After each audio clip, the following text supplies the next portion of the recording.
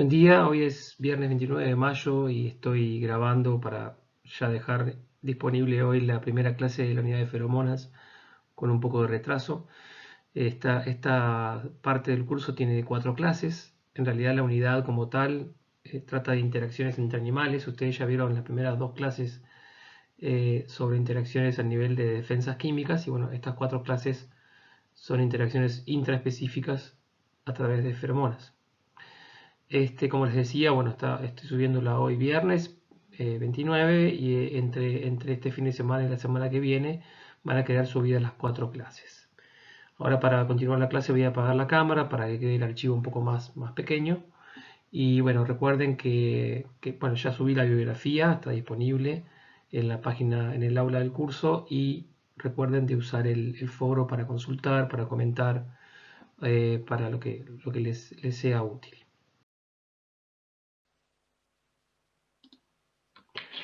Bueno, y podemos comenzar con este video. Es un video muy viejo que tengo y que me gusta mucho utilizar. Acá tenemos una hembra y un macho puestos en una mesa.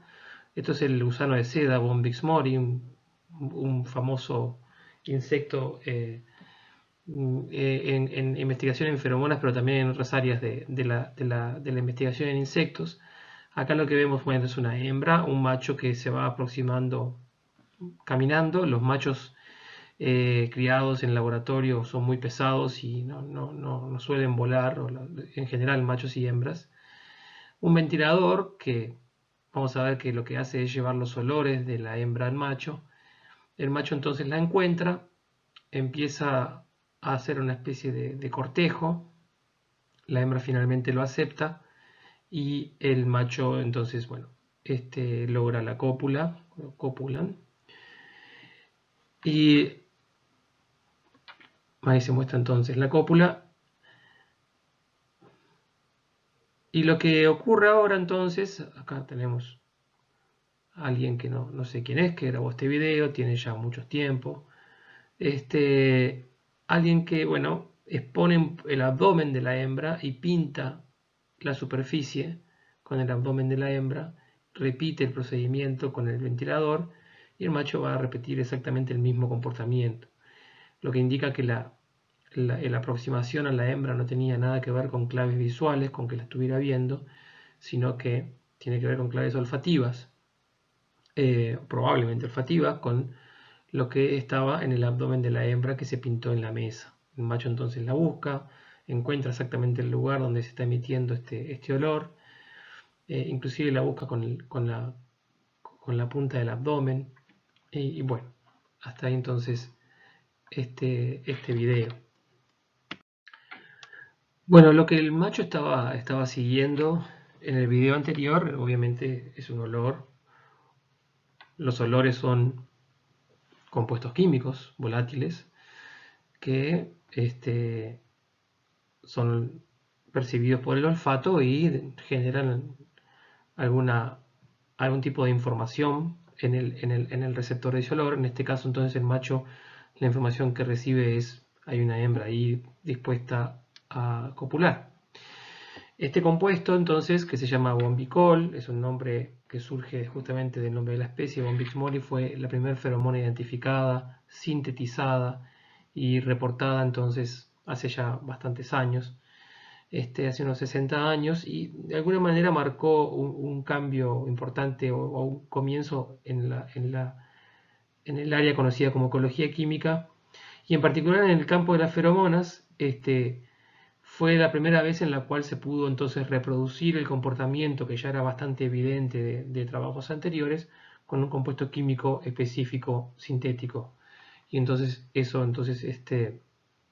implicó una evidencia importante para este proceso de comunicación química. Ustedes ya de este ejemplo, que es un ejemplo típico que se habla en el campo de las feromonas por ser la primera feromona identificada, ya lo vieron en la primera clase del curso, en la clase más introductoria. Igual me gustaría comentar acá en la nomenclatura que estamos viendo. Acá este es el nombre que sería el nombre UPAC. Esto es un alcohol, ¿verdad? De ahí el nombre bombicol. Indica la posición del grupo hidroxilo, la cantidad de átomos de carbono, 16. la posición de los dobles enlaces y la configuración de los dobles enlaces. Esta nomenclatura, que es la nomenclatura formal, típica y UPAC correcta, digamos, en el campo de las feromonas la vamos a ver y en la bibliografía que ustedes tienen disponible, bueno, y en general en muchas diapositivas también en estas clases, la vemos de esta manera, ¿verdad? Solamente se indica la posición y configuración de los dobles enlaces, el número de carbonos y el grupo funcional. Es una forma un poco reducida de nombrar estos compuestos que tienen todos una estructura básica claramente derivada de ácidos grasos de cadena larga y en general sin ramificaciones. Como les decía, ya vieron con Carmen este ejemplo más histórico, pero de esta diapositiva me gustaría comentarles esta cantidad que está acá. Esta persona o este grupo aisló algunos pocos miligramos que utilizaron para identificar este compuesto de aproximadamente medio millón de hembras. Si nosotros hacemos la cuenta de cuánto hay en cada hembra, nos da unos 12 nanogramos, o sea, 10 a la menos 9 gramos sería. 10, 12 nanogramos. Bueno, ese valor es bastante preciso, bastante correcto en cuanto a que ese es el orden de magnitud en el cual las feromonas en lepidópteros son producidas. Las feromonas sexuales, en particular, como este caso en lepidópteros, se producen en el orden de unos pocos nanogramos por noche, en el caso de las hembras, que las producen para emitirlas, o sea, las producen, no es que las tengan sintetizadas de antes, sino que son producidas en el momento para emitirlas en cada noche, y ese es el orden entonces de magnitud, de cantidad de feromonas, en el orden de nanogramos. Si nosotros a este orden de nanogramos le damos el factor dilución del aire, ahora que está tan de moda hablar del tema de la dilución del ambiente abierto por el tema de la transmisión de virus, bueno, lo mismo ocurre con compuestos químicos volátiles, se van a diluir en el aire, y si hablamos de cientos de metros, esa dilución es realmente muy grande. Por lo tanto, lo que nos indica esto es que la capacidad de los machos de percibir y de responder a estos compuestos se da en cantidades extremadamente bajas. Entonces, para ordenar un poco lo que vamos a cubrir en estas 4 clases de feromonas, vamos a ver primero un repaso de conceptos generales, luego las funciones de las feromonas en insectos, eso va a cubrir entonces esta primera clase. Luego en la segunda clase vamos a hablar en particular de algunos aspectos químicos y bioquímicos y de olfacción en lepidópteros, que es el grupo donde más se ha avanzado en estos temas. Luego en la siguiente clase, la tercera, vamos a hablar de aplicaciones de feromonas para el manejo de plagas, con énfasis en lepidópteros, pero no solamente. Y en la última clase un tema un poco diferente porque nos saca de insectos y nos lleva a vertebrados, pero siempre es un tema interesante para conversar, aunque no sea nuestra especialidad, que es el tema de feromonas en vertebrados y un poquito también en seres humanos. Bueno, y volviendo a un enfoque un poco histórico, en realidad hubo una coincidencia de que el mismo año se publicó la estructura química de la feromona, y además autores diferentes, de hecho no muy vinculados a Butenandt, que fue el que publicó la estructura química, propusieron un término nuevo que se llamó feromonas, que para este tipo de compuestos, que tuvo bastante aceptación y bueno, y es el que se usa hasta hoy. Básicamente la idea es, antes se utilizaba el nombre ectohormonas, o sea, la idea es que al ser sustancias químicas que transfieren de alguna manera información y regulan algún tipo de funcionamiento, se usaba el término hormonas para dar el análogo a las hormonas internas del organismo. Entonces se empezó a hablar como de endohormonas para las hormonas que regulan nuestra fisiología, y ectohormonas, las hormonas que regulan las interacciones, pero eso, las interacciones entre individuos, pero eso, bueno, no tenía mucha aceptación y finalmente este nuevo nombre, que además tiene un poquito de similitud con hormonas, pero es diferente y además incluye este concepto de transportar excitación, que es de alguna manera lo que ocurre en el caso de feromonas sexuales. Bueno, ese nombre entonces tuvo mucho éxito y podemos definir una feromona como un compuesto químico o mezcla de compuestos segregado por un organismo hacia el exterior y que ejerce en otro organismo de la misma especie una respuesta de comportamiento o una respuesta fisiológica. Esa definición ya la vieron, pero no está de más repasarla. Entonces, las feromonas son semioquímicos. Recordemos el concepto de semioquímico como todo químico que transporta información entre organismos. Podemos hablar de señales químicas, que vendría a ser, digamos, una especie como de concepto que se aproxima al de semioquímico, pero también hay algunos autores que prefieren el uso de infoquímicos, porque son compuestos que no necesariamente son señales, sino que transfieren información. Todo eso aplica a, en realidad, casos que trascienden a las feromonas, es decir, fuera de las feromonas. Las feromonas son claramente semioquímicos, señales químicas que evolucionaron en el contexto de un proceso de comunicación y que son beneficiosas tanto para el emisor como para el receptor de la señal. Pero cuando pasamos al concepto de señales o claves interespecíficas entre organismos de diferente especie, salimos entonces de la idea de feromonas, hablamos de aleroquímicos, esto ya lo vieron en la primera clase, o sea que es un repaso, y entonces aquí es donde hablar de señales químicas tiene genera un poco de confusión, porque hay claramente compuestos que son claves, pero no necesariamente señales en el sentido de que no evolucionaron en ese contexto. Un ejemplo muy tonto, yo me puedo vendar los ojos y me ponen adelante una banana y una naranja, yo voy a oler y me voy a dar cuenta cuál es la banana y cuál es la naranja a través de esos olores. Claramente yo aprendí antes a reconocer a través de esos olores a estas dos frutas. Pero entonces esos olores, las frutas no los están produciendo como una señal para que yo detecte cuál es cuál, pero sí son compuestos que funcionan como claves químicas para mí.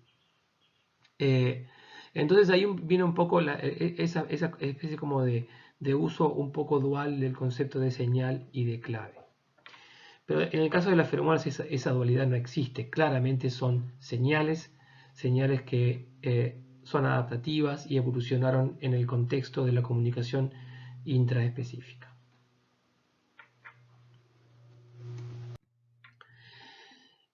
Y como decíamos en la definición anterior, la acción de las feromonas puede ocurrir tanto sobre el comportamiento o sobre la fisiología del receptor de esa señal.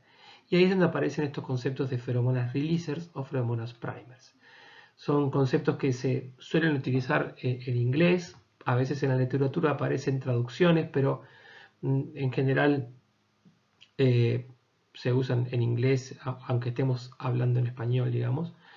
Pero pueden ser liberadoras, desencadenantes. La idea de releaser es que disparan un comportamiento. La idea de primer es que son como cebadoras, es decir, que preparan a algo para que ocurra, pero que eso no ocurre inmediatamente. Vamos a ver algún ejemplo claro, pero releasers disparan un comportamiento, primers afectan la fisiología. En el caso de feromonas releasers, entonces, el efecto es en el comportamiento, como dijimos, a través del sistema neuromotor, es decir, el organismo recibe a través del olfato, hay una transducción de señal interna en el sistema nervioso y luego eso se traduce en un efector de comportamiento, por ejemplo, volar contra viento, como en el caso de las feromonas sexuales de lepidópteros que vimos en el ejemplo y que vamos a a seguir conversando en esta clase. Ese efecto va a estar activo mientras la feromona esté presente y si la feromona no está presente va a dejar de ocurrir ese efecto. En el contexto reproductivo hay muchos ejemplos de feromonas releasers, feromonas sexuales, feromonas de cortejo, antiafrodisíacas, de marcados, todos estos vamos a verlo en detalle durante esta clase. Vamos a ver, no necesariamente en detalle, pero sí vamos a ver algunos ejemplos. Pero no todos los efectos releasers de la feromona tienen que ver con comportamiento reproductivo. Otros ejemplos de feromonas releasers son, por ejemplo, feromonas de camino, feromonas de alarma y defensa, feromonas de agregación, feromonas de reconocimiento.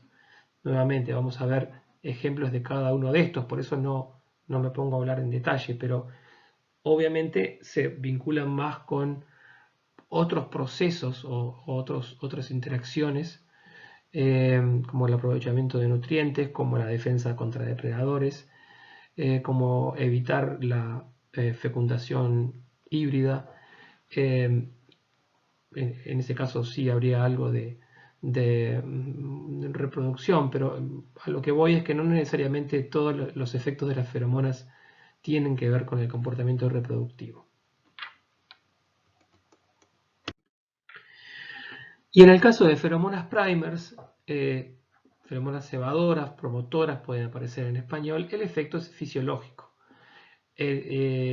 Hablamos del sistema endocrino, o sea, hay un efecto de el compuesto que se percibe en general a través del olfato, pero luego el efecto no es neuromotor, sino que hay un efecto endocrino dentro del organismo receptor. Es un efecto más lento y más extendido en el tiempo. Entonces hay ejemplos que son ejemplos de insectos, pero también hay ejemplos en mamíferos o en vertebrados. Por ejemplo, la sincronía reproductiva que se observa en muchos organismos se logra en muchos casos a través de compuestos que son feromonas primers. La coordinación reproductiva en organismos de fecundación externa, o sea que liberan los gametos al entorno en vez de la fecundación interna. La regulación del desarrollo de gónadas, por ejemplo, en insectos sociales, la determinación de castas en otro tipo de insectos sociales, son todos procesos que claramente no son comportamentales, son fisiológicos y que en muchos casos están regulados por feromonas. A esas feromonas entonces se les llama feromonas primer.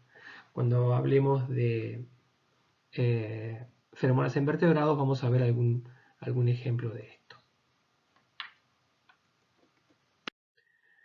Bueno, siguiendo con algunas generalidades del tema feromonas para después entrar en algunos aspectos más ejemplos más específicos, les quería mostrar este diagrama que ya es un poco viejo, publicado en 2008, pero que si lo hiciéramos con los datos de ahora seguramente mostraría algo muy similar, que muestra o que ejemplifica la importancia de los insectos en los estudios en feromonas. O sea, muchos animales utilizan feromonas, muchos más de los que seguramente se sabe, pero la gran mayoría de los estudios se han dado en insectos. El grupo más estudiado han sido los lepidópteros, estos son mariposas y polillas. Por eso es que la mayoría de los ejemplos que vamos a ir viendo en estas clases tiene que ver con lepidópteros. Se da otro fenómeno y es que cuanto más se sabe de un grupo, más se estudia ese grupo porque se van generando modelos. Por ejemplo, Bombix mori es claramente un modelo, y entonces se puede ir un poco más a fondo en preguntas más básicas, por ejemplo de biosíntesis, de olfacción, llegando hasta el nivel molecular de la olfacción, como vamos a ver en estas clases. Y bueno, entonces hay como un efecto de que se va potenciando. Cuanto más se estudia un grupo, más grupos aparecen para estudiarlo y más publicaciones van apareciendo. Por otro lado, los lepidópteros son la enorme mayoría de las plagas agrícolas, por lo tanto eso explica por qué han sido las más estudiadas, ya que muchos de los estudios en feromonas tienen que ver con un enfoque aplicado de manejo de plagas.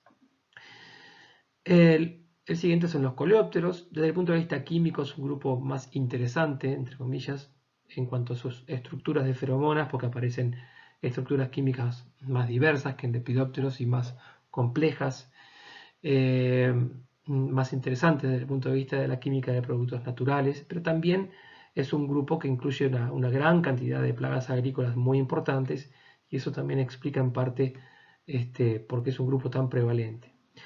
Los himenópteros son, bueno, hormigas, avispas, abejas, son muchos ejemplos de insectos sociales, pero también muchos ejemplos de parasitoides, o sea, enemigos naturales que pueden utilizarse en control biológico de plagas. La prevalencia del grupo de himenópteros en el estudio de feromonas tiene que ver con estudios más básicos, más de ciencia básica del funcionamiento de las sociedades de insectos, abejas, hormigas en particular. La mayoría de los estudios tiene que ver entonces con preguntas más de ciencia básica que de aplicaciones. Luego recién fíjense que vienen los mamíferos. O sea, eso es la investigación en feromonas es claramente eh, basada en insectos. Y el siguiente grupo vuelve a ser vuelve a ser un grupo de insectos que son los dípteros. Y en el caso de los dípteros, bueno, hay muchos trabajos en mosquitos, tiene que ver con el eventual manejo de vectores de enfermedades, eso dirige trabajos en feromonas de dípteros, pero también en moscas. Hay, los trabajos en olfacción, por ejemplo, en Drosophila como modelo de estudio, se ha trabajado mucho en olfacción y bueno, eso incluye entonces estudios en dípteros también. Bien, entonces, luego de que vimos algún repaso de conceptos generales, vamos a ver algunos ejemplos de funciones de feromonas en insectos. Y esto es lo que va a completar la clase de hoy. La función principal, o más conocida o más típica, de las feromonas son feromonas sexuales que tienen que ver con el encuentro de los sexos para la reproducción. Esas son las más estudiadas, las más conocidas. Básicamente, en el ejemplo más típico, la hembra, en el caso de Lepidópteros, claramente las hembras están quietas en determinado momento durante en general la fase oscura, pero no siempre. Pero quizás durante 2-3 horas emiten feromonas y los machos detectan estas feromonas y responden entonces con un vuelo a contraviento para encontrarlas.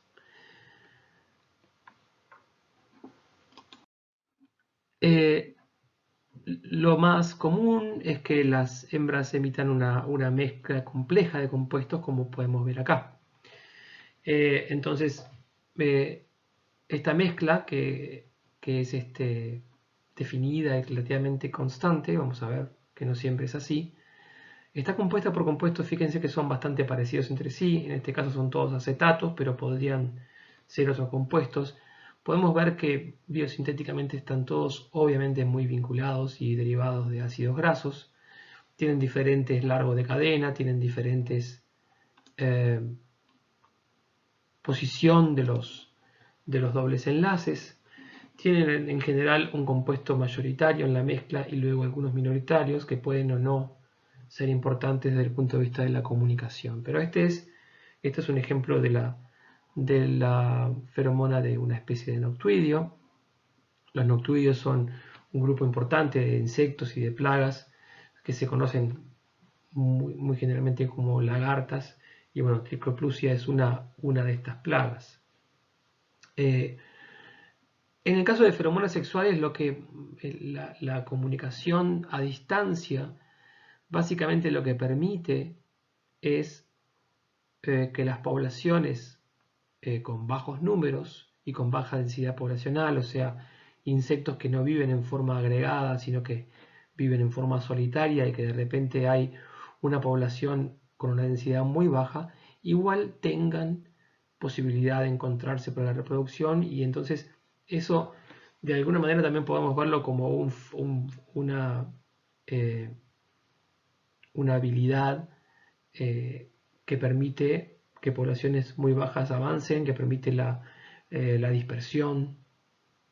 Bueno, entonces son muy, muy importantes entonces para el encuentro a distancia de los sexos. En general, un sexo es el que emite y otro es atraído. En general, la hembra es la que emite, pero no siempre. Por ejemplo, en chinches es típico que el macho es el que emite. Y ahí es interesante comentar un poco cuál es el costo ecológico de la emisión. Cuando digo costo ecológico, me refiero, pensemos en otro tipo de comunicación eh, sexual, digamos, para el encuentro de sexos, como por ejemplo la comunicación acústica. Pensemos en grillos, pensemos en ranas. Los que emiten el sonido son siempre los machos. Uno podría pensar que la emisión de una señal que puede ser fácilmente espiada como el sonido, pero también la comunicación química puede ser espiada por depredadores, implica un riesgo, y ese riesgo es una de las posibles explicaciones por las que son, por ejemplo, los machos los que emiten comunicación acústica para atraer hembras. En el caso de insectos vemos de los dos tipos, vemos la hembra emite, en el caso de lepidópteros, los machos emiten, en el caso de otros grupos de insectos. En el caso de lepidópteros, ese vuelo nocturno del macho a través de grandes distancias implica posiblemente un riesgo de depredación muy grande comparado con el riesgo de espionaje, digamos, que puede tener la hembra por depredadores que puedan ubicar esos compuestos y dirigirse a la hembra. O sea que también el macho acá, en este caso el que recibe la señal y no el que la emite, estaría asumiendo de alguna manera los riesgos de encontrar compañeros para la cópula. El caso de las chinches, en realidad no se sabe bien por qué, pero hay una hipótesis, y es que en las chinches sí hay una gran influencia de parasitoides que utilizan las feromonas, parasitoides específicos de distintas especies de chinches, que utilizan las feromonas para ubicar a su hospedador. Y bueno, entonces hay un riesgo mayor en la utilización de feromonas, y eso es una de las hipótesis que intentan explicar por qué en el caso de las chinches suelen ser los machos los que emiten las feromonas, por la importancia de los parasitoides entonces en ese grupo de insectos comparado con otro. Vamos a volver al tema este de la mezcla. Entonces, yo les comentaba en la diapositiva anterior que el horario en el cual la hembra emite no es algo al azar, sino que hay un horario predefinido. Ese horario tiene que ver en general con la fase día-noche y con el momento de la fase. Por ejemplo, hay especies que la hembra emite durante las primeras horas de la fase oscura, en las últimas horas de la fase oscura, mucha variabilidad. Esa variabilidad en sí misma implica un mecanismo de aislamiento reproductivo, es decir, hay ese patrón temporal de emisión tiene que ver con evitar la comunicación interespecífica y favorecer la comunicación intraespecífica. La composición de la mezcla es otro factor muy importante en esa especificidad de la señal. Esa composición, entonces, uno podría esperar que esté bajo una presión selectiva estabilizadora muy fuerte.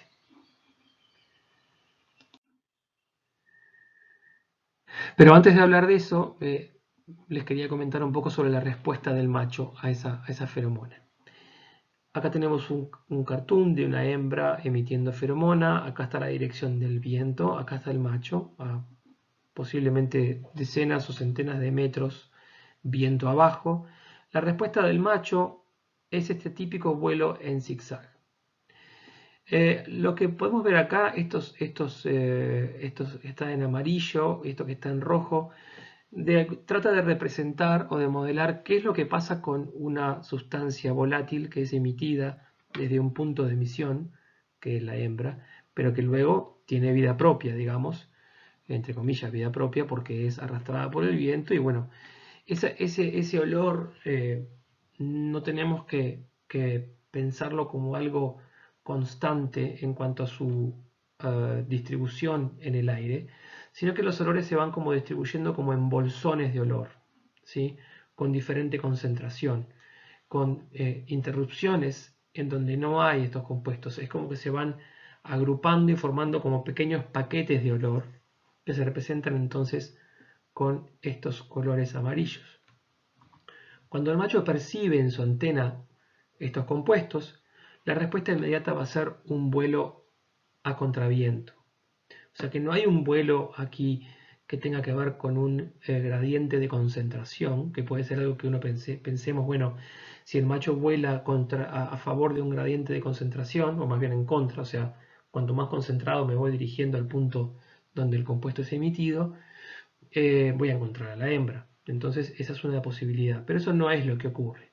Lo que ocurre es que el macho responde, cuando detecta la feromona, la respuesta inmediata es volar a contraviento. Y ese vuelo siempre es en una especie de zigzag. Vamos a ver algún ejemplo real de esto.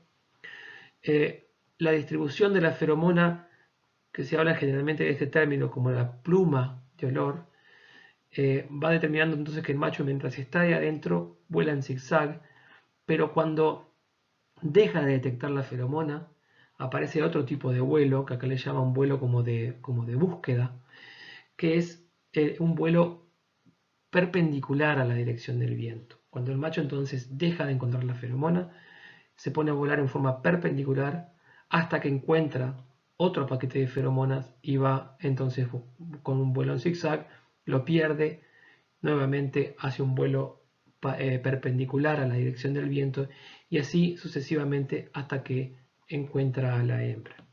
Este zigzagueo puede verse en la realidad cuando miramos un macho volando producido, digamos, por haber percibido una feromona. En este video es en el laboratorio con feromonas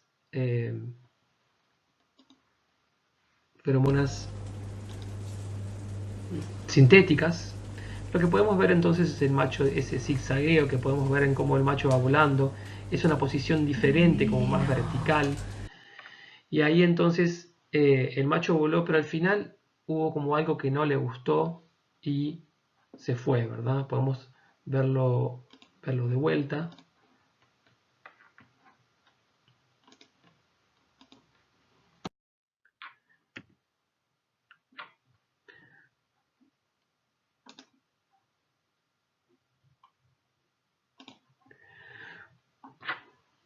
Podemos verlo desde adentro. En este caso no es sintético, sino que son hembras las que están en ese tubo. Y ahí vemos claramente cómo el macho tiene ese vuelo como zigzagueante. En este caso sí le gusta el olor y termina posándose queriendo entrar a donde están las hembras.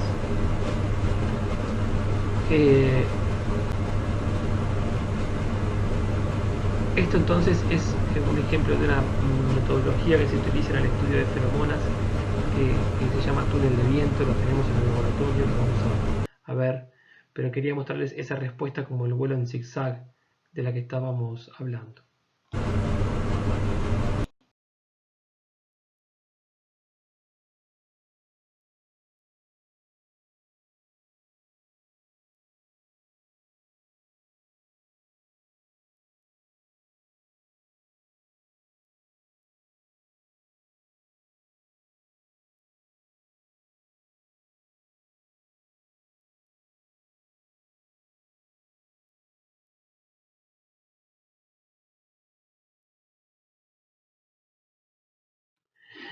Entonces, decíamos hace unos minutos atrás que la composición de la mezcla está sujeta a una presión selectiva estabilizadora. Acá debió decir sujeta a presión selectiva estabilizadora y no solamente presión estabilizadora. Lo que queremos decir con esto es que imaginemos una hembra que emite una mezcla completamente fuera de la mezcla que el macho va a percibir como correcta, y bueno, los machos no se van a aproximar. Esa hembra va a quedar sin fecundar sus huevos, por lo tanto no va a contribuir genéticamente a la siguiente generación. Por lo tanto, eso entonces va a estar seleccionado en contra la emisión de mezclas incorrectas, digamos. Entonces, ahí por eso hablamos de que hay una presión estabilizadora en el caso de la hembra, para emitir la mezcla correcta. En el caso del macho, obviamente también hay una presión selectiva, pero en este caso la presión es tener la máxima sensibilidad posible para poder encontrar a la hembra antes de que otros machos la encuentren. Esa presión del lado de los machos, obviamente, digamos a nivel evolutivo, ha resultado en una enorme especialización a nivel fisiológico por parte de los machos, en el caso particular del Lepidopteros, para encontrar hembras a grandes distancias. Acá, en este ejemplo, vemos una especie diferente. Este es el gusano rosado del algodón, es una plaga muy importante del algodón, que pueden ver porque le llaman gusano rosado. La feromona está compuesta por estos dos compuestos. Vieron que de vuelta químicamente se repiten, son acetatos, compuestos de cadena larga, dobles enlaces con configuración predefinida. En este caso los dobles enlaces están ambos en la misma posición, 7-11, pero uno de los compuestos es ZZ y el otro es ZD. Estos entonces son los componentes que definen la mezcla. Y cuando miramos en diferentes poblaciones alopátricas, o sea, poblaciones que no tienen contacto entre sí, aisladas, digamos, reproductivamente, genéticamente entre sí, pero de la misma especie, vemos lo siguiente. Una enorme, acá vemos el porcentaje del componente ZZ, salvo alguna variabilidad en una población en China. Poblaciones en diferentes lugares del mundo presentan una gran homogeneidad, y esto es el ejemplo de lo que decíamos antes de la presión selectiva estabilizadora, en este caso del porcentaje de este componente, ¿verdad? El resto de la feromona está formada por el componente ZE. Ahora, es muy notorio en Lepidópteros que lo contrario también es muy común, es decir, hay especies que tienen una gran estabilidad en la composición de sus feromonas. Cuando veamos desde el punto de vista aplicado en cuanto al uso de las feromonas para el manejo de plagas, obviamente estas especies presentan una ventaja porque se puede desarrollar productos comerciales de manejo de plagas que sean aplicables a diferentes regiones del mundo. Pero lo contrario también es cierto. Hay especies que tienen una enorme variabilidad en su producción de feromonas en poblaciones alopátricas, o sea, poblaciones en diferentes lugares del mundo de una misma especie. Esta es una imagen un poco compleja de ver, pero vamos a explicarla. Lo que vemos acá son, bueno, para empezar, poblaciones en diferentes lugares del mundo, pero de la misma especie. O sea, esta especie, si uno la lleva al laboratorio, son especies reproductivamente viables, se pueden reproducir entre sí, son la misma especie desde el punto de vista de la definición de especie. Cuando vemos la composición de las feromonas, lo que vemos aquí en números son la cantidad de machos capturados en trampas de feromonas para las diferentes mezclas. Lo que se muestra acá es el número de machos para la mezcla que mayor capturó. Por ejemplo, 28 machos en esta mezcla, y las demás vienen en relación con la que más capturó, ¿verdad? Solamente se muestra el número de machos de la más efectiva para diferentes regiones del mundo, y lo que muestra este triángulo y donde se ubican estas columnas en el triángulo se muestra aquí, y es la composición de las feromonas que se utilizaron en esas trampas. Son feromonas sintéticas que se dispusieron en un cebo y se utilizaron para capturar machos. Eso lo vamos a ver cuando hablemos de aplicaciones de feromonas, pero básicamente los compuestos sintéticos se pueden disponer en trampas. Acá lo que vemos entonces es hacia el lado verde hay una mayor cantidad de este compuesto Z9,14 acetato, hacia el lado rojo Z7, 12 acetato, hacia el lado azul Z5, 12 acetato, o sea que A y B representan mezclas que no son mezclas, que es exactamente un compuesto solo. C representa la mezcla de estos dos compuestos.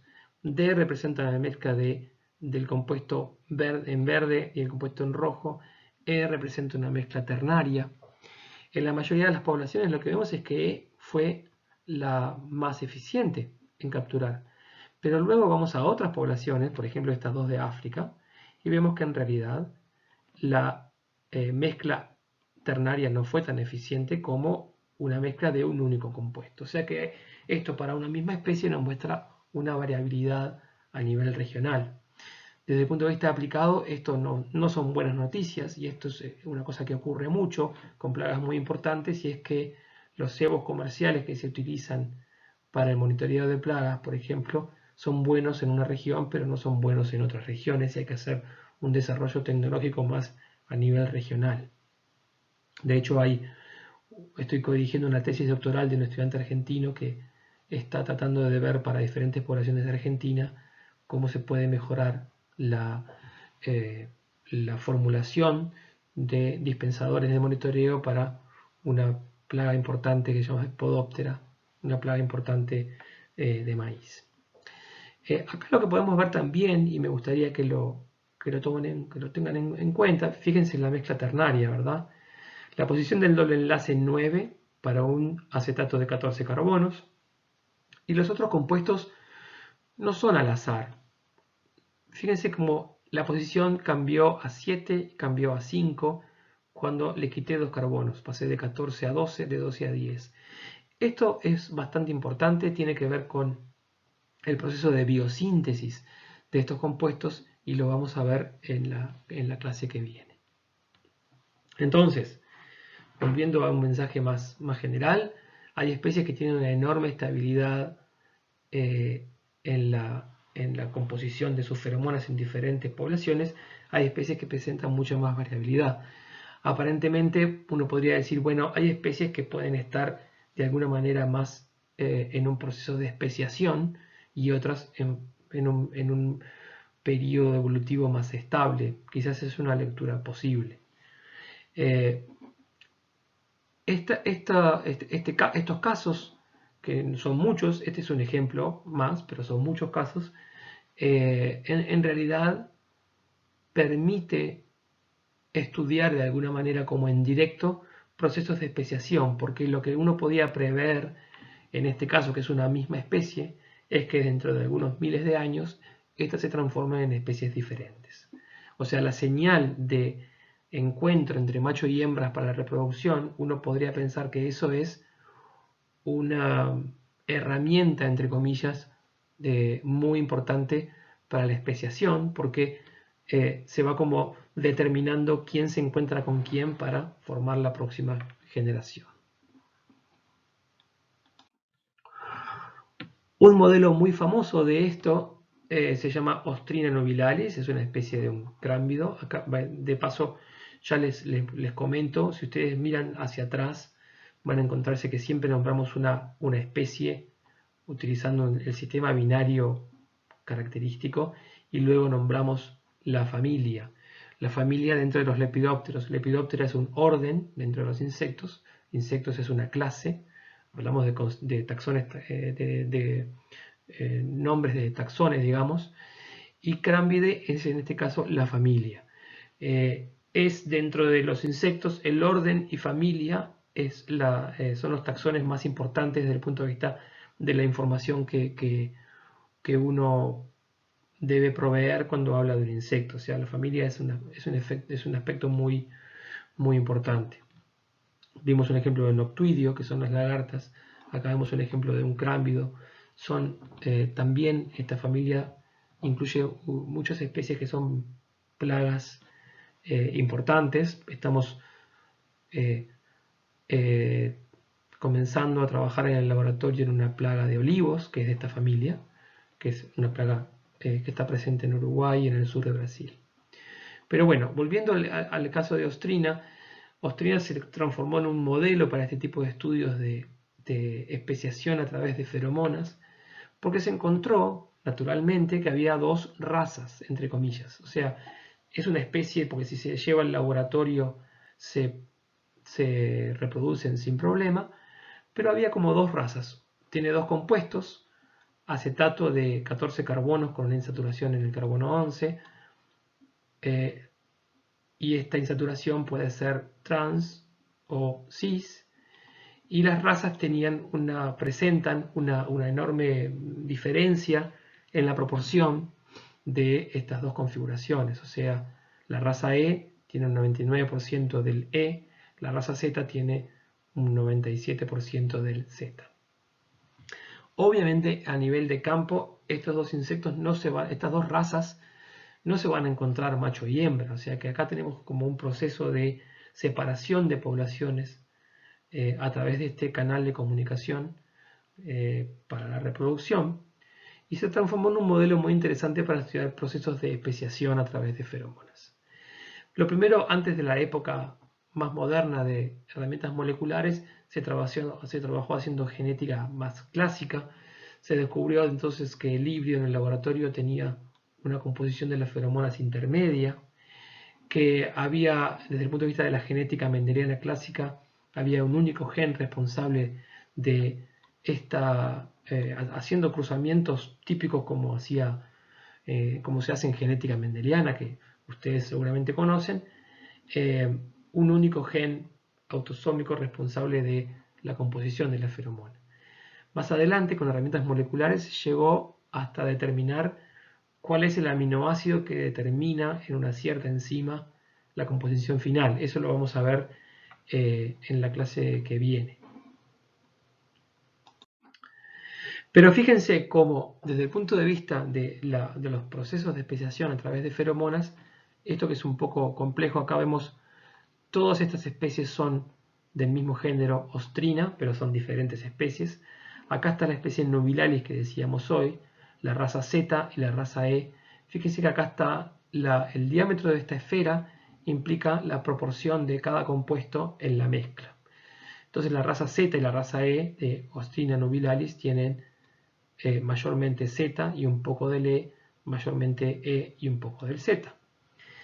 Luego vemos que hay otra especie de ostrina que presenta la misma característica de razas Z y E, pero después vemos otro montón de especies dentro del mismo género, o sea que son especies que claramente tienen un origen evolutivo común y han ido diversificándose a través de la evolución, como hay dentro de un mismo motivo químico. Cuando hablamos de motivo químico nos referimos a este tipo de compuestos, pero aparecen entonces diferentes mezclas, y uno podría pensar que esto puede haber sido un factor en esos procesos de especiación, o también haber evolucionado a posteriori como mecanismos para reforzar el aislamiento reproductivo de estas especies. Pero vemos entonces dentro de un género como esta diversidad en las feromonas funciona claramente como un mecanismo para evitar la cópula interespecífica.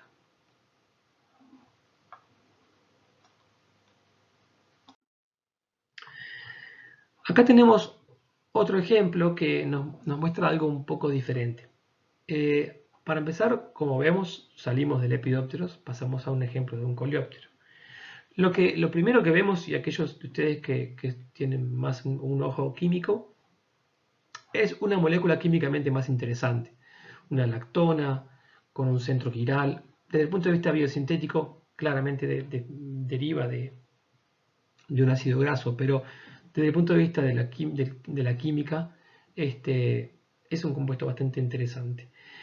Lo que vemos cuando salimos de Lepidópteros y pasamos a otros grupos de insectos es justamente esto: química un poco más compleja y mezclas un poco menos complejas, es decir, menos compuestos químicamente más complejos, y en muchos casos entonces la especificidad de la señal no ocurre o no necesariamente ocurre por la complejidad de la mezcla o por las proporciones en la mezcla, sino que por características propias de la molécula en moléculas más complejas. En este caso es un ejemplo bastante típico de la importancia de la quiralidad. ¿Se acuerdan de la quiralidad? ¿No? Acá hay un carbono quiral, o sea que hay dos enantiómeros posibles, R y S. Se le llama hoponilure porque la primera vez fue aislada de una especie que es Popilio japonica. Son los escarábidos, estos bichos que son parientes de los bichos torito, son también plagas agrícolas muy importantes y bueno, se han estudiado mucho desde el lado de las feromonas. Lo que vemos acá es que hay un enantiómero que es atractivo para una de las especies, son especies simpátridas, o sea que coexisten y que seguramente van a beneficiarse por no tener atracción interespecífica, y que el enantiómero incorrecto es inhibitorio de la atracción para esta especie que produce el isómero R. Pero para otra especie simpátrida, el isómero S es atrayente y el isómero R es inhibitorio. O sea que acá tenemos un mecanismo de especificidad de la señal basado no en la proporción de la mezcla, sino en características intrínsecas del compuesto, y en este caso una característica muy particular que es la quiralidad. Pero también puede no ocurrir que la quiralidad sea un factor determinante, o sea, no tomemos eso como una regla general. Este es un ejemplo del trabajo de nuestro laboratorio, de una tesis doctoral de María Eugenia Amorós. Este es una plaga de cítricos, una plaga nativa, es un cerambícido, escarabajos de antenas largas suelen llamarse, tiene claramente antenas largas, son parientes por ejemplo del guitarrero es un cerambícido. Los cerambícidos tienen un desarrollo larval que suele ocurrir dentro de la madera, son xilófagos, y en el caso de que les guste algún tipo de árbol importante desde el punto de vista productivo, se transforman en plagas. En este caso es una plaga de cítricos muy importante que afecta particularmente cultivos de limoneros en Uruguay, en algunos casos generando daños muy importantes. Acá vemos como de ahí es que se llaman taladros, ¿verdad? Porque literalmente hacen como un agujero dentro de la madera. Cada uno de estos agujeros implica el desarrollo de una larva. Bueno, el trabajo en feromonas reportó, en este caso son feromonas de machos, no voy a hablar de eso más tarde, no son feromonas sexuales, sino que son feromonas de agregación que atraen tanto machos como hembras. Pero acá lo que podemos ver es un compuesto que es químicamente no muy complejo, pero que tiene un centro quiral, lo cual le agrega cierta complejidad desde el punto de vista químico. Para empezar, le agrega dos enantiómeros, el R y el S, para este alcohol en posición 3 de esta cetona. Nosotros teníamos disponible, porque se puede comprar, pero además a través de una colaboración con un grupo de síntesis de Paysandú, de Viviana Guaburu, logramos tener los enantiómeros puros, R y S, además del racémico. Lo que vemos acá es un ejemplo de cómo se puede utilizar cromatografía de gases con una columna especial, columnas de quirales se llaman, para poder separar dos enantiómeros en una mezcla racémica. Vemos cómo la separación es muy buena, el R para un lado, el S para el otro. Al tener los dos isómeros puros, los dos enantiómeros puros, podemos entonces saber cuál es cuál, y luego al inyectar la mezcla natural, vemos que claramente el compuesto natural es un enantiómero solo, que es el R. ¿Qué es lo que pasa entonces con el enantiómero incorrecto, con el S? Bueno, nuestros datos, y esto se corrobora con otras especies de cerambícidos en otras regiones del mundo, otros trabajos con otras especies de esta familia, es que aparentemente no importa. Acá lo que podemos ver es cómo nosotros podemos usar la antena del insecto en un sistema en el cual podemos ver cómo la antena responde a la presencia de estos compuestos volátiles. Esto lo vamos a volver a ver más adelante cuando hablemos de métodos de estudios en ecología química. Entonces, si nosotros le soplamos a la antena tanto el enantiómero natural da una respuesta, el sintético, pero con la isomería correcta, da una respuesta, la mezcla racémica, que acá se la soplamos junta, ¿sí?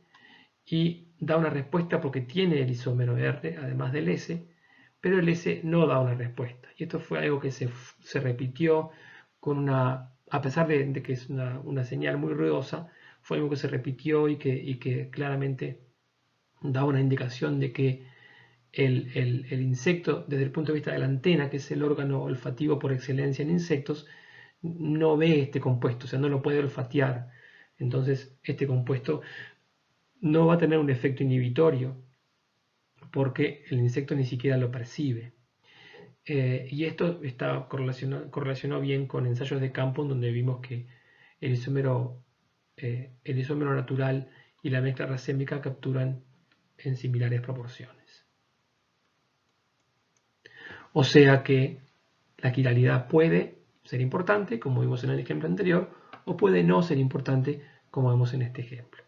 Desde el punto de vista aplicado, esto es muy importante, porque si uno quiere aplicar la feromona para algo, monitoreo o algún tipo de estrategia de control de plagas que vamos a ver en la tercera clase de estas 4, bueno, tienen que utilizar feromona sintética. La feromona sintética, si hay un compuesto que tiene un centro quiral, puede llegar a costar una enorme diferencia, digamos, en el costo de síntesis de un compuesto que haya que sintetizar en forma enantioselectiva a un compuesto que se puede utilizar en su mezcla racémica.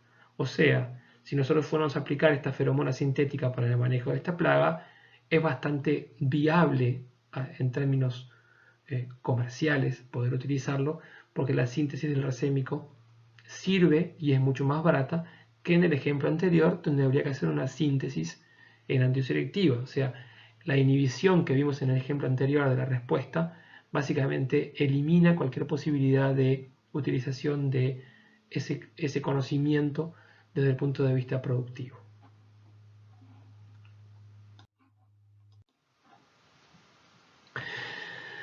Bien, acá como vemos pasamos a otro grupo de insectos que son las cucarachas.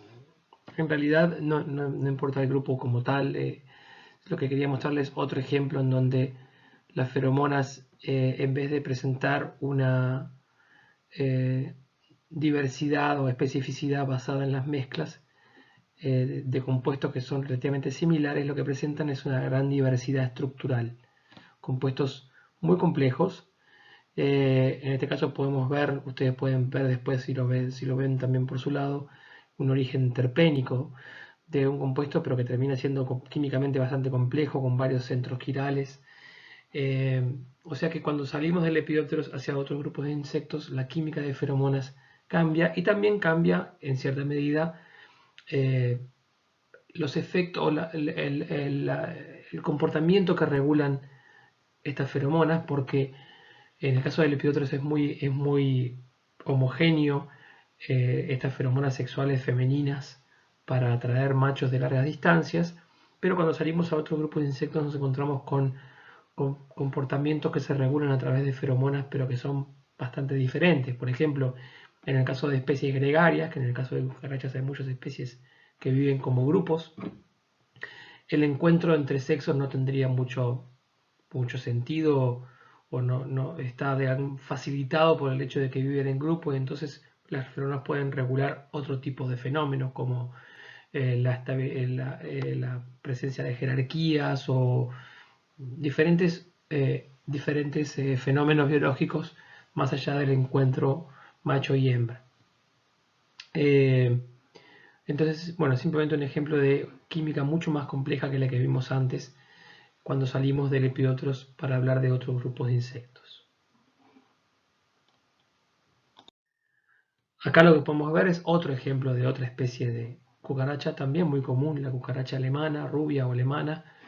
Vemos también que el origen biosintético no tiene vínculo con el anterior, o sea, sí hay un componente terpénico, pero esto es una quinona. O sea, químicamente tampoco hay una especie de motivo general de motif general como hay en Lepidopteros. En este caso son compuestos que despiertan el cortejo en machos o que regulan el cortejo en machos. Pero el mensaje que le quería transmitir es cómo la química cambia y los comportamientos que regulan esa química cambian.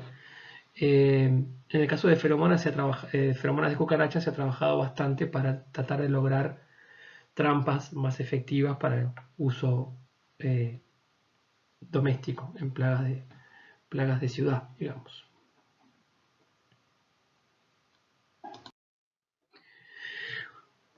Otra función que también la vamos a ver para el caso de lepidópteros, pero que también ocurre en otros grupos de insectos, no tiene que ver con el encuentro macho-hembra a distancia, sino que tiene que ver con el cortejo.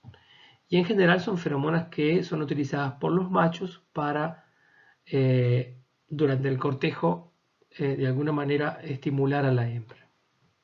O sea que comúnmente, por lo menos en el caso de lepidópteros, las hembras son las que emiten las feromonas de larga distancia, los machos responden.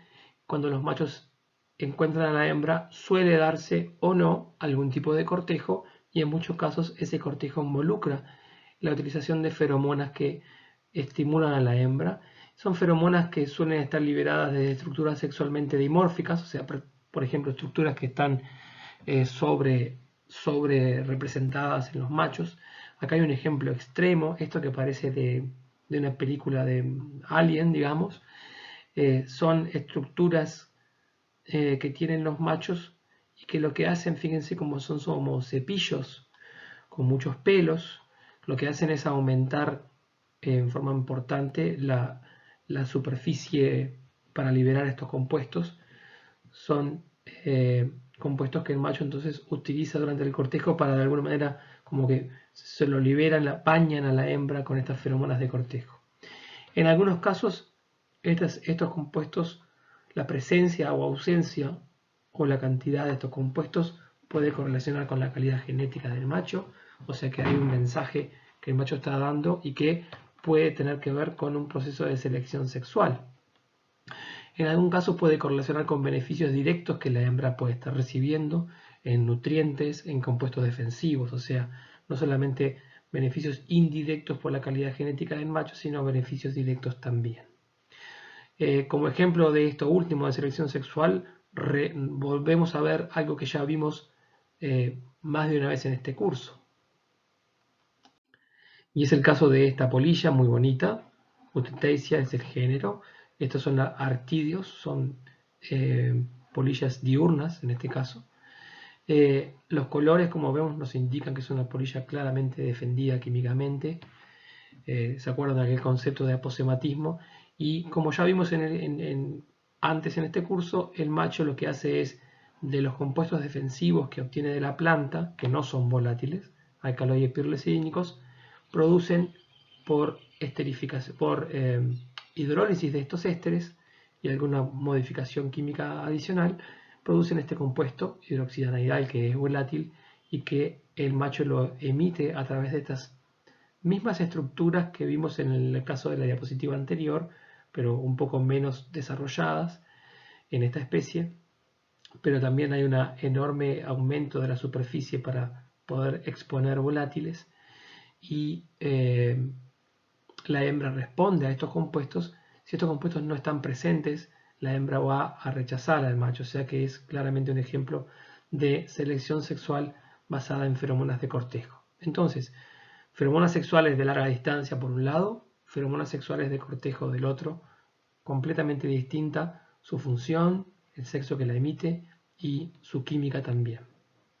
La química, de hecho, de feromonas de cortejo no hay una forma de definirla, sino que diferentes especies presentan química completamente distinta.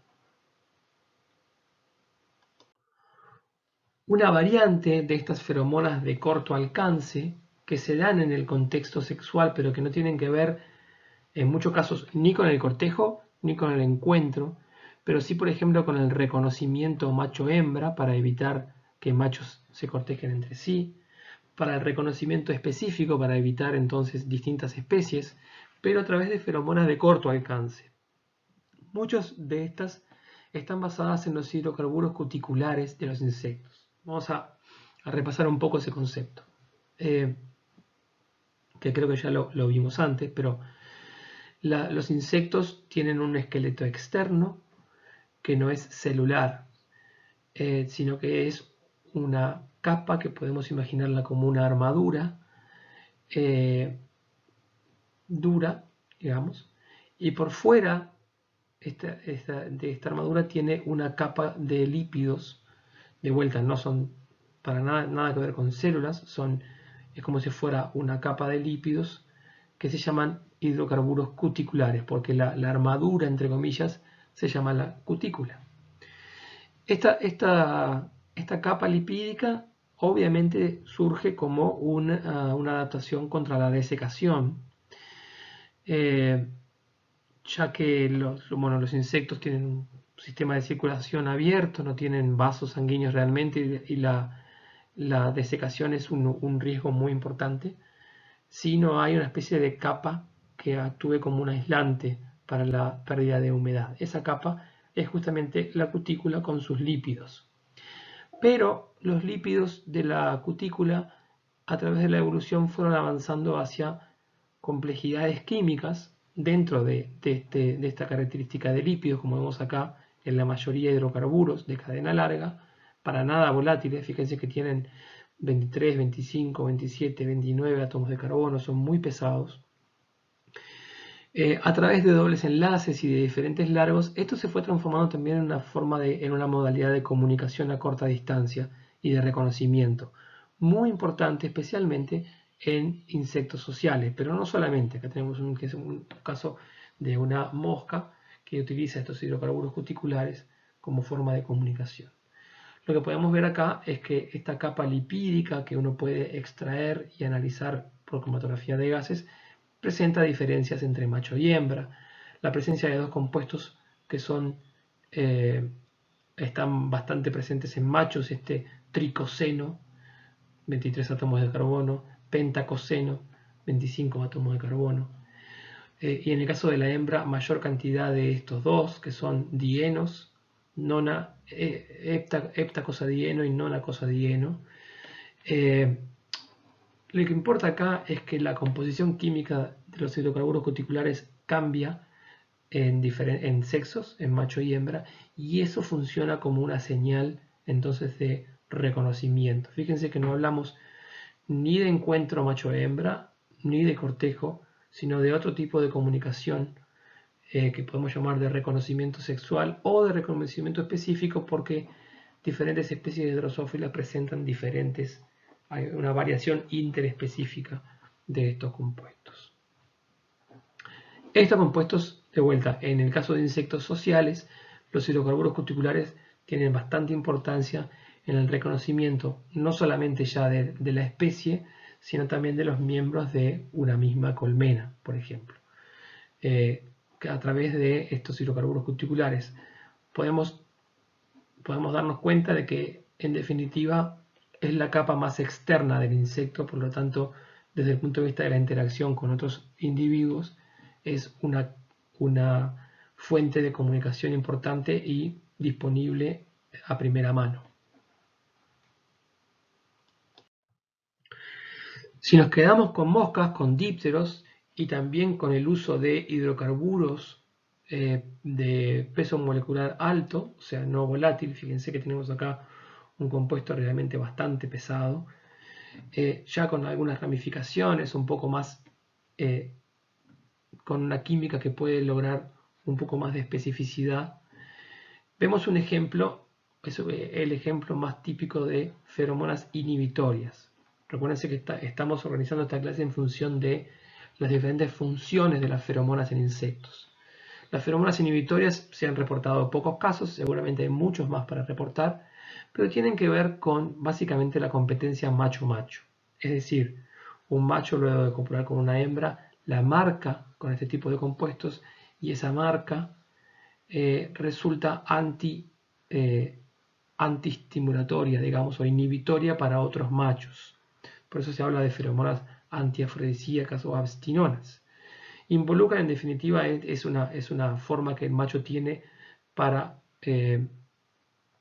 maximizar su potencial paternidad en especies donde las hembras copulan con muchos machos. O sea, pueden llegar a evitar la competencia espermática, que se llama, que quiere decir que la hembra puede recibir espermas de muchos machos y regular cuál usa para fecundar sus huevos. Bueno, el macho acá está de alguna manera defendiendo su futura paternidad, marcando a la hembra, y eso hace que otros machos no quieran copular con ella. Otro tipo de feromonas que tienen que ver lateralmente con la reproducción, pero en este caso con la oviposición, o sea, la puesta de huevos, son feromonas moduladoras de la oviposición, feromonas de marcado. En inglés aparecen términos como oviposition deterrent pheromone, host marking pheromones, todos tienen que ver con lo mismo, con una hembra que ovipone. Esto es muy típico de las moscas de la fruta, es una familia del orden Diptera que se llama Tephritidae, se llaman tefrítidos en general. Las moscas de la fruta son plagas frutícolas muy importantes. En Uruguay tenemos Anastrefa y Ceratitis, son dos géneros de moscas de la fruta muy importantes. No hay que confundir acá con el uso de moscas el término mosca de la fruta que se usa para Drosophila. Drosophila no tiene nada que ver con los tefrítidos. Pero el término mosca de la fruta más apropiadamente usado es este grupo de insectos que son los tefrítidos, que son plagas frutales muy importantes en todo el mundo. Diferentes especies son plagas frutales de mucha importancia. La hembra ovipone en un fruto, la larva se desarrolla dentro del fruto, eso es lo que la hace una plaga, y futuras hembras que vienen a oviponer pueden detectar que ya hay una larva desarrollándose en el interior y pueden evitar oviponer en esa fruta para evitar la competencia.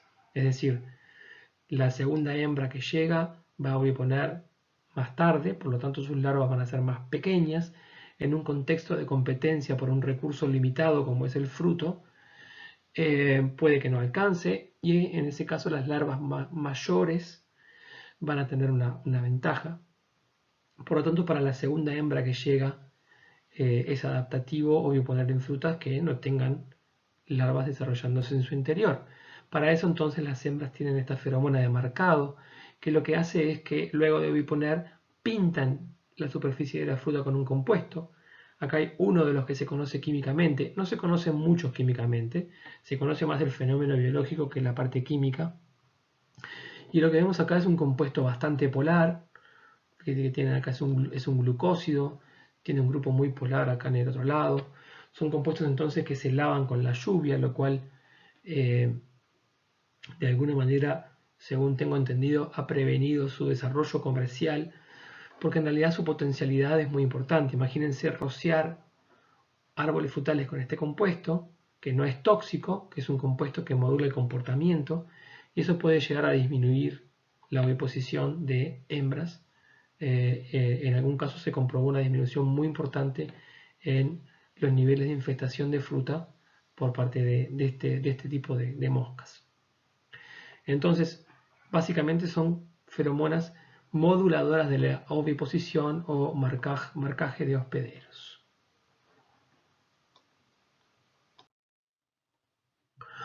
Otro tipo de feromonas, en este caso ya nos alejamos cada vez más del contexto reproductivo y nos vamos aproximando cada vez más al contexto de utilización de recursos. Son las feromonas de agregación. Las feromonas de agregación suelen ser emitidas por un único sexo, machos o hembras, a veces por los dos, pero tienen la diferencia, y es que atraen tanto machos como hembras. Por eso hablamos de feromonas de agregación y no feromonas sexuales. Y en general están involucradas en la utilización de recursos, pero también en la defensa contra depredadores para formar grupos que puedan defenderse mejor.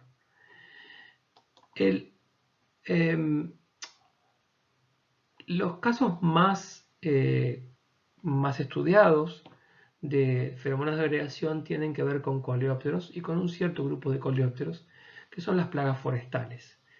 En particular, los escolítidos, que se llaman escarabajos de corteza, porque suelen estar abajo de la corteza. Acá vemos el tipo de marcas que dejan muchas especies de escolítidos que son plagas forestales importantes, de pinos por ejemplo, y los escarabajos de ambrosía, que son bastante similares, y luego los taladros, que son los que ya vimos en el ejemplo de esta plaga de cítricos que les comentaba antes. Son todos coleópteros que presentan feromonas de agregación. En el caso de los escolítidos son muy conocidas que las feromonas ocurren probablemente para evitar, digamos, para lograr ataques en masa que logran contrarrestar la defensa del árbol. Por ejemplo, el árbol que se defiende a través de resinas. Entonces, esos ataques en masa logran debilitar suficientemente a un árbol para contrarrestar sus mecanismos defensivos. Por ejemplo, la feromona es emitida por machos o por hembras en diferentes especies. En general, el primer colonizador de un nuevo recurso. Son atraídos en general machos y hembras. Acá tenemos un ejemplo donde vemos en el caso de una especie del género Ips que utiliza 3 compuestos, claramente monoterpenos, y fíjense cómo estos compuestos en realidad son producto de la oxidación de 2 compuestos muy conocidos que son presentes en la resina de los pinos, pineno y mirceno. Vieron que son productos de oxidación en todos los casos. O sea que lo que uno puede decir acá es, bueno, estos son seguramente productos de detoxificación, evolutivamente hablando, que luego evolucionaron en un mecanismo de comunicación dentro del propio insecto. Ya después se probó que además en esta oxidación participan microorganismos endosimbiontes del insecto, todo un sistema muy interesante para ver, para estudiar el rol de los microorganismos en la comunicación química en insectos. Pero uno piensa evolutivamente entonces que esto vino de un mecanismo de detoxificación que se transformó después en un mecanismo de comunicación. Un ejemplo similar, vamos a ver enseguida, también de la familia de los escolítidos, o sea, escarabajos de corteza, pero de otro género.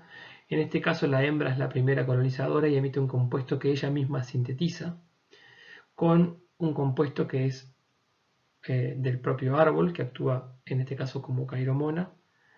Los machos llegan después y emiten otro compuesto que es parecido al anterior, pero que curiosamente tienen origen biosintético completamente distinto. En un caso es un derivado de la suma de unidades de acetato, que son los poliquétidos, y en otro caso es un compuesto de origen terpénico. Estos dos entonces, tanto los compuestos de macho y hembra, atraen una gran cantidad de machos y hembras, se da entonces el ataque en masa y en un momento aparecen otros compuestos, de vuelta aparecen esos derivados del pineno que vimos en la especie anterior, son compuestos de antiagregación. ¿Qué es lo que hacen entonces? Repelen nuevos insectos porque ya ese recurso está de alguna manera sobreutilizado. O sea que hay un control poblacional de atraer primero nuevos colonizadores para poder aprovechar un recurso. Cuando ese recurso está sobrepoblado, repelerlos. Uno puede pensar que estos compuestos de antiagregación podrían ser utilizados justamente como repelentes para manejar plagas forestales y de hecho la verbenona se comercializa justamente para este fin en estrategias conocidas como push-pull, es decir, estrategias en donde se puede repeler de un cierto lugar a una cierta plaga con compuestos repelentes y atraer a otro lugar para generar, por ejemplo, cultivos trampa con compuestos atrayentes. Para dar un repaso a este mismo sistema, entonces tenemos un primer colonizador que emite un compuesto, llegan los machos y emiten compuesto parecido pero un poco diferente.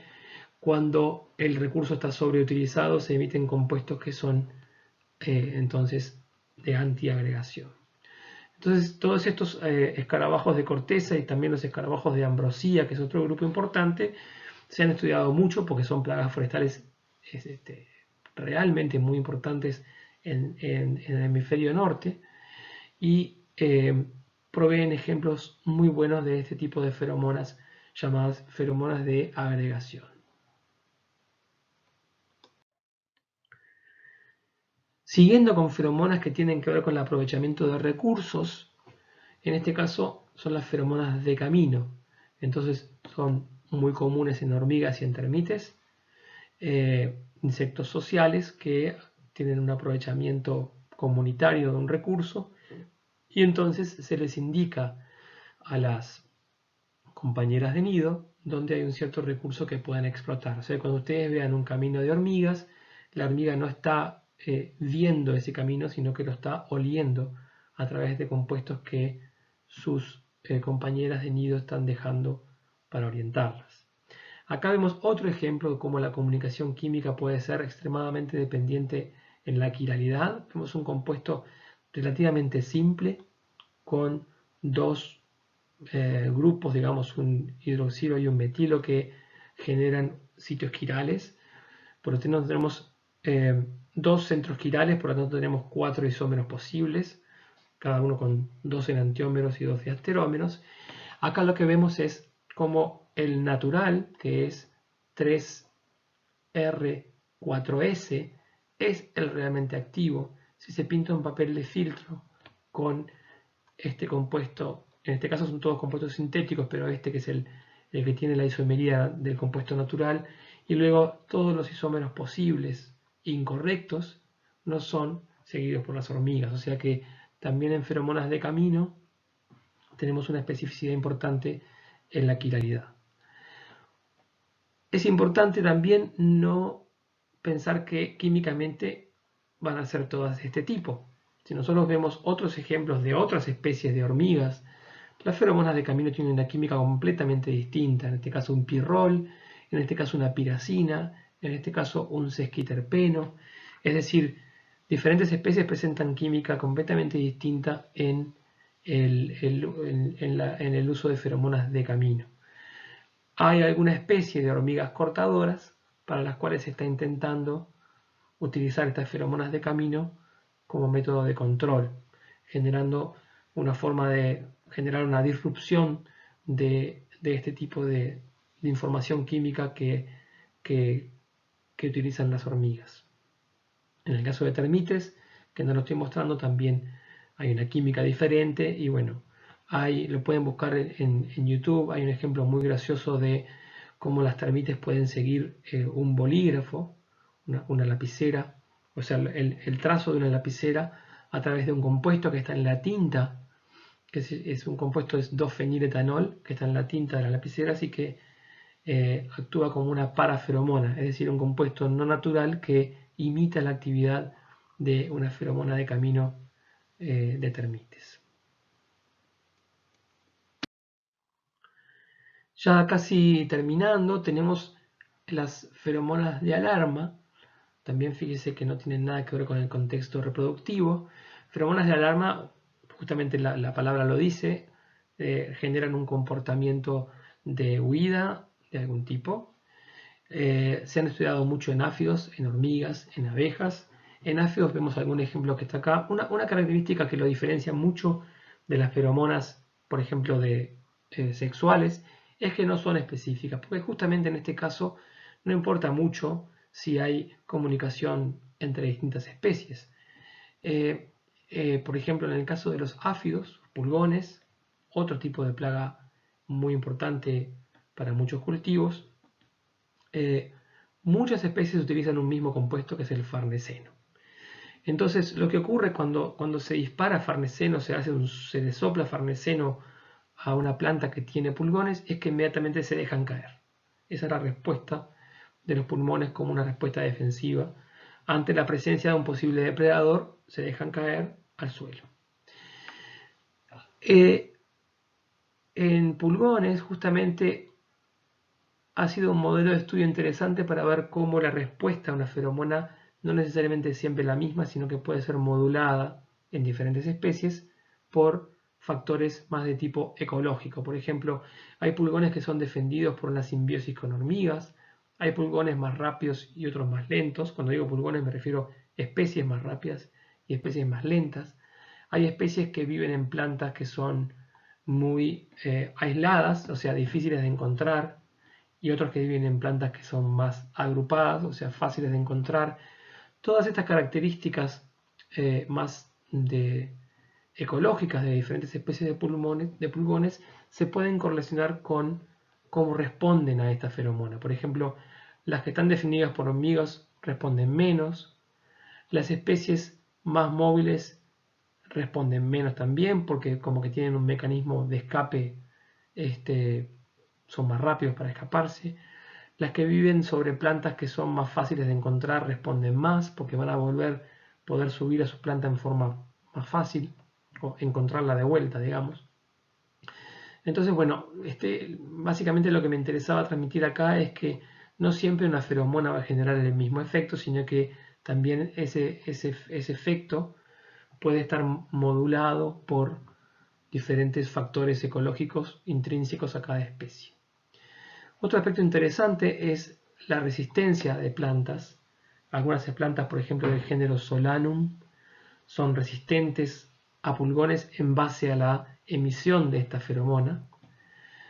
La planta la emite como una defensa química, pero lo que está haciendo de alguna manera es transformar la propia planta, está utilizando, digamos, esta feromona de alarma como un mecanismo de defensa. O sea, los pulgones no se asientan sobre ella porque están como permanentemente en alarma por la presencia de este compuesto. En algunos casos los pulgones logran diferenciar que este compuesto proviene de la planta y no de sus congéneres a través de la utilización de otro sequiterpeno también emitido por plantas y de la relación entre estos dos. O sea que puede ser un tema de trabajo muy complejo este tema de feromonas de alarma en pulgones. Otro caso de feromonas de alarma que permite dar un ejemplo de cómo la estructura química de un compuesto de alguna manera también modula el efecto que causa en el receptor. Son feromonas de alarma multicomponente en el caso de hormigas. Tenemos una hormiga que emite como feromona de alarma una mezcla de hexanal, hexanol, 3,1-decanona, 2-butil-2-octenal. Acá lo que podemos ver es que si ponemos acá un punto de emisión de la feromona, la respuesta en las compañeras va a ser diferencial según qué tan lejos están de ese punto de emisión. Entonces, el hexanal, por ejemplo, que es el más volátil, quiere decir que va a estar más lejos del punto de emisión, va a generar una respuesta, que es una respuesta de un aumento en la velocidad, abrir las mandíbulas. El hexanol, que tiene una volatilidad intermedia, ya está más cerca. Acá la respuesta de la hormiga es una atracción por gradiente de concentración. Los compuestos menos volátiles, fíjense que son más pesados, ¿verdad? 11 átomos de carbono, 12 átomos de carbono, son menos volátiles, entonces van a estar más cerca del punto de emisión, provocan una respuesta donde la hormiga empieza a morder todo lo que se mueva. Entonces la respuesta va a estar modulada por la volatilidad de estos compuestos y eso de alguna manera es un buen ejemplo de cómo una feromona de alarma con más de un componente puede variar cómo esos componentes actúan. Y este no es el único ejemplo, hay otros ejemplos en hormigas con química diferente, pero donde se da el mismo fenómeno, que la diferente volatilidad de los compuestos en una mezcla multicomponente tiene efectos diferenciales según el compuesto según cuán cerca o cuán lejos esté del sitio de emisión de esa feromona. Y ya terminado el caso de feromona de alarma, otro ejemplo que se estudia mucho es el de las abejas. Quizás ustedes sepan, cuando uno le pica una abeja, esa abeja se muere porque el aguijón queda prendido en la piel y cuando la abeja trata de irse, en general pierde el aguijón y queda en muchos casos no solamente las glándulas asociadas al aguijón, sino componentes del sistema digestivo. O sea, bueno, la abeja básicamente se desarma. Esto que a veces se ve como un comportamiento altruista, bueno, no necesariamente es tan así, porque la abeja tiene un aguijón aserrado, acá lo vemos claramente, que es como una aguja hipodérmica donde inyecta el veneno, pero esto claramente evolucionó como defensa contra otros artrópodos, no contra mamíferos, que vinieron mucho después en la evolución. En el caso de otros artrópodos, la abeja puede perfectamente eh, introducir el aguijón y sacarlo sin que quede trancado, pero en el caso nuestro y mamíferos con piel blanda, eh, esa piel blanda lo que hace es trancar al aguijón que no puede salir y eso hace que la abeja se muera. Pero es muy común que a partir de esta glándula que queda pegada, otras abejas vengan a picar. Y eso es por la presencia de una feromona de alarma, que es un compuesto muy simple, acetato de isopentilo, que induce el comportamiento agresivo de otras abejas. Este compuesto además tiene un olor muy parecido, o sea, es parte del olor a banana y de hecho es típico esto de que el olor a banana, que es la feromona de alarma de abejas, y bueno, o sea que si ustedes los pican una abeja, asegúrense de sacarse el aguijón para que no vengan otras. Bien, resumiendo entonces lo que vimos en esta clase, hablamos de repaso de conceptos de feromonas, semioquímicos, etc. Y luego vimos una enorme cantidad de ejemplos de funciones en insectos que básicamente se resumen en este cuadro. Feromonas sexuales de encuentro a distancia, feromonas sexuales de cortejo, también feromonas, no las listé acá, pero feromonas de reconocimiento específico, por ejemplo, como vimos en el caso de hidrocarburos cuticulares. Y luego algunos ejemplos un poco más, no tan comunes, pero que son reales y seguramente haya muchos más que no han sido reportados, muchos más ejemplos. Feromonas inhibitorias, feromonas de marcado de hospedero, feromonas de agregación, fenómenos de camino y finalmente feromonas de alarma. Vemos que en muchos casos las feromonas operan en un contexto reproductivo y en otros casos operan en otro tipo de contexto, por ejemplo, aprovechamiento de recursos o defensa. Con esto entonces terminamos esta primera clase. La clase que viene vamos a hablar de aspectos químicos, biosintéticos y olfativos de las feromonas, en este caso particularmente en lepidópteros. En la tercera clase vamos a hablar de aplicaciones al manejo de plagas y en la cuarta vamos a hablar de feromonas en vertebrados. Muy bien, nos vemos en la próxima. Que pasen bien.